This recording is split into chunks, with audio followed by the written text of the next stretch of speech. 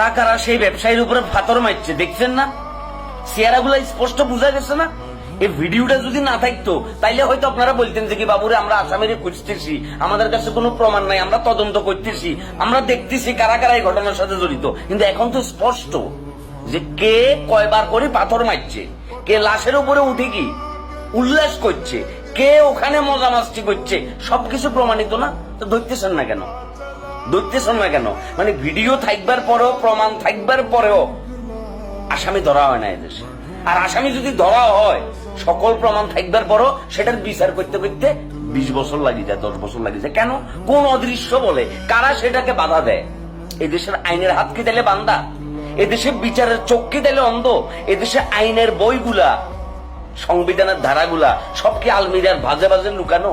তাহলে সাধারণ মানুষের নিরাপত্তা কোথায়? তাহলে কি জীবনে বাঁচি থাকবার জন্য আমাদেরকে কি এখন চান্দা দিতে হইব? আচ্ছা বলেন ভাইয়া, আমার জীবনে খুব শখ, আমি জানি না আল্লাহ পাক সেটা আমার কপালে লিখে রেখেছে কিনা, আমি 100 বছর বাঁচবার খুব শখ ভাইয়া।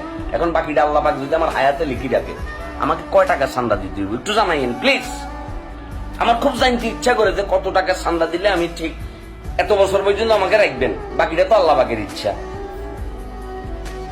সব কিছু দেখা গেছে। এখন আবার কয়েকজন বলতেছে যে যাদেরকে অ্যারেস্ট করা হয়েছে তারা তো সেই ঘটনার সাথে জড়িত না। তাহলে কারা জড়িত?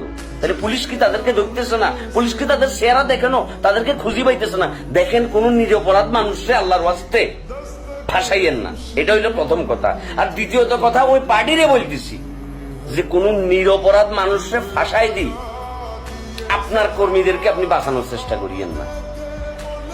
যে অন্যায়টা করছেন, যে বর্বরোচিত কাজটা করছেন, মধ্যযুগের ঘটনা আপনি উদাহরণ হিসেবে টানে নিয়ে এসছেন এই আধুনিক যুগে। এই আধুনিক যুগে কোনো মানুষরে এমনি করে বুকের উপরে এত বড় পাথর এমনি করে মারে না, মারি উল্লাস করে না।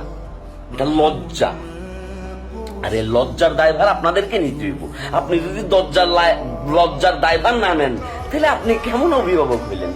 আপনার তো নিজে যাই উচিত ছিল যে কি, যে না বাবুরে ঘটনা একটা ঘটেই ফেলছে, এত বড় টাকাম করে ফেলছে, এটা জন্য আমার মুখে শুনকালি হচ্ছে, এখন আমি নিজে যাই বাদী হয়ে মামলা করি, তারপর কি বাকি সকল ব্যবস্থা সেটা দেশের আইন দিবে। লজ্জা করে না আপনার?